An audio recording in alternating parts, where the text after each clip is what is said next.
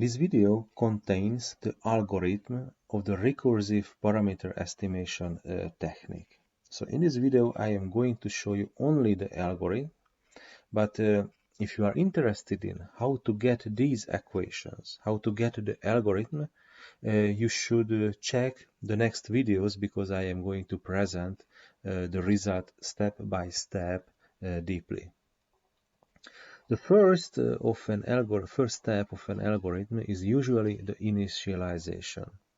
In this case, it's a good idea to take the parameter vector to be 0 vector. So every element, every parameters are set to 0. There will be a matrix, capital P, which is also in a recursive algorithm. So P0, the first step, is sigma multiplied by the identity matrix, and sigma is a scalar with a huge value. There are two equations which I put here, and I start with the second one because it contains the algorithm of the parameters.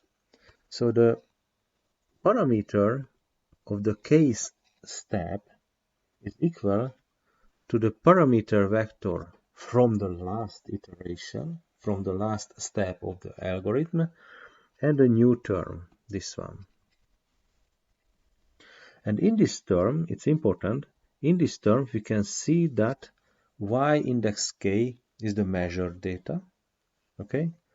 And the second term, this one, is phi index k transpose multiplied by the parameters at the last step, step k minus 1.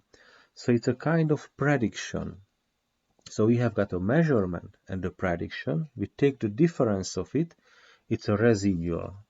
So this term is a residual in the bracket. And this residual is multiplied by this term. And this term is a kind of gain. So we are gaining the residual term, and it is added to the last parameter values. So it's a kind of modification from step by step with the new measured data. What about the matrix P? This matrix P is depending on the matrix P on the last step, as it can be seen, as I highlighted, and it is depending on the vector phi in these terms, so also on the measurements. So it is changing from step by step. And this is the algorithm, and it can be implemented in a software when the measurement is running online. The parameter estimation is also running online as an algorithm.